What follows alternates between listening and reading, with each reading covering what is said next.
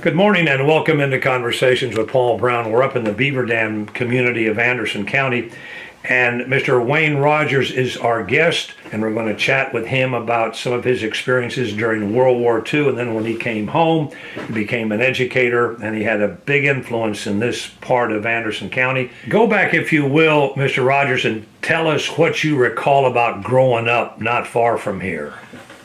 I grew up about a mile from Beaver Dam Baptist Church on Midway Road. I was born April 24th of 1920. Right in the midst of the Depression, we raised cotton, corn, as most folks did back in those days. Didn't have a whole lot of money. I remember starting the high school without shoes, but I wasn't the only one. There was more. The first bale of cotton that I remember selling sold for 6 cents a pound, a little better than $50 for a 500-pound bale. Times were tough. Yeah. Times were tough, but we had our wheat flour grown on the farm. We tried to do our very best to make out on what we produced. But I went into the service and immediately I made out an allotment to my mother. I grew up pretty rapidly. I studied hard, and I made ratings in the service. I was a chief petty officer after 4.5 years. Wow, that's pretty good, isn't it? That was excellent. Yeah. Because I tried to be as frugal as I possibly could, sending my mama every dime I possibly could. I didn't smoke, I didn't drink, I didn't gamble. I just studied. Yeah. And tried to keep myself clean and pure. I was placed on a destroyer repair ship. We carried everything that a destroyer needed, from torpedoes to ammunition, food, everything that a destroyer needed. And for the first couple of years, I was in the North Atlantic. After the Japanese bombed Pearl Harbor, I was placed aboard a new ship, a new repair ship. This repair ship serviced landing craft, and we repaired everything that involved in landing Marines, landing soldiers, and even landing Navy personnel. And I went to the South Pacific and served 4.5 years. I wasn't the only one. There was thousands more in the same predicament that I was in, trying to do our best to end the war as quickly as we could. Where were you, Mr. Rogers, when they told you that the Japanese had bombed Pearl Harbor? I was in the North Atlantic. How did they get word to you? I think at that particular time we were near Newfoundland, St. John's, Newfoundland. And they made an announcement over the ship? As I recall, it was a general announcement aboard ship that the Japanese had bombed Pearl Harbor and had damaged many of our Navy ships and killed many of our Navy personnel. We took that pretty hard, and most of us knew that those with the little Navy training behind us would be probably going elsewhere to help train, help provide what expertise we might have had to train other people. Was there any particular story from that period that has stuck with you all these years? Oh yes, yes. I'll tell you a story concerning the closest I ever got to being killed. It was July the 7th or 8th, 9th, at about 9:15. We were anchored at Seattler Bay in the Admiralty Islands, which the Admiralty Islands lie about several hundred miles north, the very north of New Guinea. In this anchorage, there were several hundred ships. Admiral Halsey, with the 7th Fleet, was getting ready to retake the Philippines. We were not a fighting ship. We were a supporting ship. On this particular morning, I was in charge of a electrical repair shop.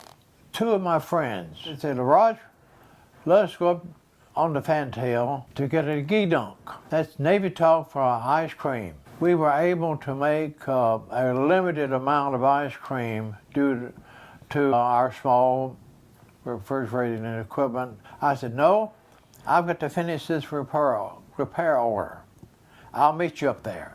A suicide Japanese submarine had slipped in under the net of this anchorage and torpedoed an ammunition ship which was about 110, 125 yards from our anchorage. This ammunition ship had just come from the United States with 125,000 tons of ammunition. All of this exploded. Everybody that I know of was either killed or wounded in some way because there was thousands of tons of shrapnel in the air. Now, my ship had 32 holes beneath the waterline. When the ship exploded, the big boom did my ship this way. And while it was in that position, here comes the shrapnel. That's why so many holes was below the waterline. The damage control people put my ship in a 10, 12, 15 degree roll, which pulled the holes out of the water.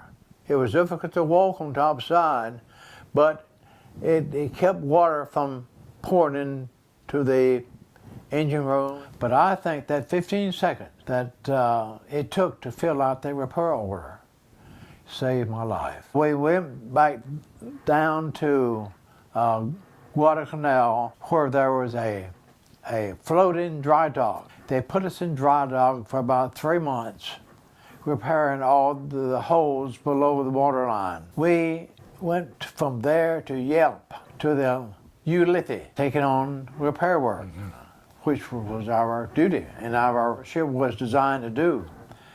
From WWII, we went up to Okinawa. We were in Okinawa, getting ready to lend support to the invasion of the main Japanese island when President Truman decided to use the atomic bomb. After the atomic bomb, a couple of days later, the second bomb was dropped. The Japanese sued for surrender. It may not be a popular belief, but at that particular time, we didn't want that. We wanted the Japanese to suffer as our buddies and dear friends on Pearl Harbor had suffered. But as time developed, I have grown to the point that it was a wise decision. Because if we had invaded Japan, they had a number of crack divisions waiting for us to invade. They had the kamikaze, the suicide Japanese planes that had been manufactured where one man could destroy a carrier and do a lot of damage to other ships as well. And we'd have lost more people in Japan had we invaded too. Yes, we would have lost we would have lost thousands and thousands of young men. And I think now it was a very, very wise decision on the part of the Japanese and on the part of the Americans. When we come back, I want you to tell us about what you've been doing since you retired.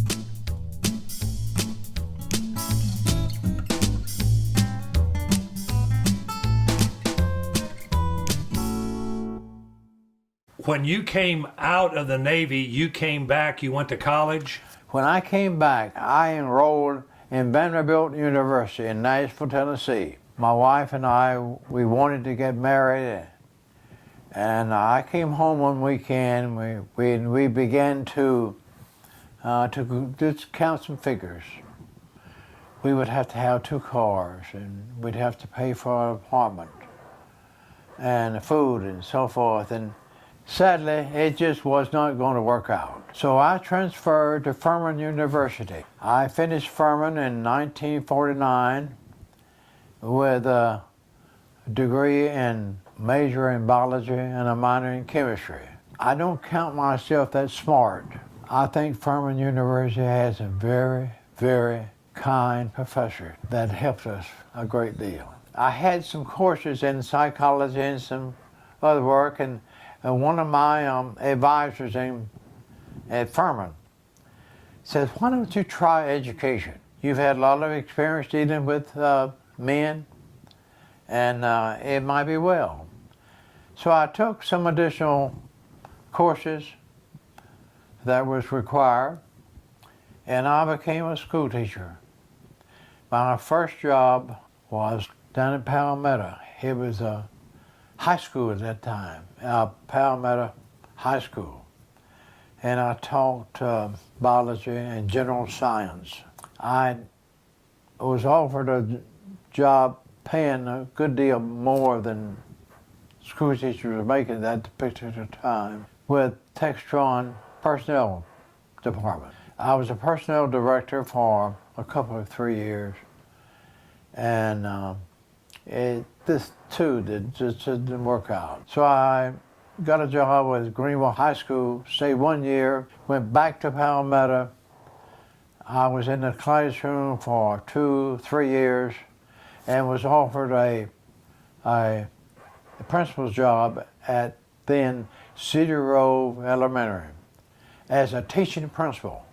I taught 6th grade for 5-6 years. Then I was transferred to Wren Elementary for a couple of years. And then I was transferred to Williams Elementary, which was a true elementary school, K through 7. We put Palmetto Middle School in commission because at that particular time, the new high school had been built. The present Palmetto High School had been built. And we used the old high school as a middle school, which was very, very common back in those days. I retired from education in 1982, having served 33 years in the school business. What kind of a satisfaction do you look at looking back on that in the lives that you were able to impact and affect? I really enjoyed being with kids. My wife was a teacher, and she had been in the business a long, long time. She was a math teacher. In my opinion, one of the best math teachers. We had the first breakfast program in School District 1. I would look out at the front door and see children coming in real early, still dark, particularly in the wintertime, still dark, cold. I'm like, why you so early? He said, well, Mama forgot to set the alarm clock. Mama had to go in early. Daddy this, Daddy that. So I talked with our then superintendent, Mr. Seaburn. I said, Mr. Seaburn, I hear of a breakfast program that the government will pay almost everything. If we can pay the personnel, we can get food for these boys and girls coming in early. So this talk worked back and forth for several months, and we decided to give it a try. I remember the first breakfast. We had pancake and sausage. And a bunch of happy faces. And a bunch of happy faces. And from then on, it caught like wildfire. And not many months went by until every school in District 1 had a breakfast program. Thanks to you. Well, they had a breakfast program. Listen, we've run out of time, but here's what we're going to do. You've got some great stories to tell us about after your retirement. We're going to come back and do that for next week's program. But that's all the time we got for today. Thank you for sharing your stories with us. They've been great. Thank you for your service to our country. Thank you, sir. Our guest has been Wayne Rogers. We want to thank him for sharing his story with us, and we want to thank each of you for tuning in and invite you to be back with us next week, same time, for our next edition of Conversation. Will be a continuation of our conversation with Wayne Rogers.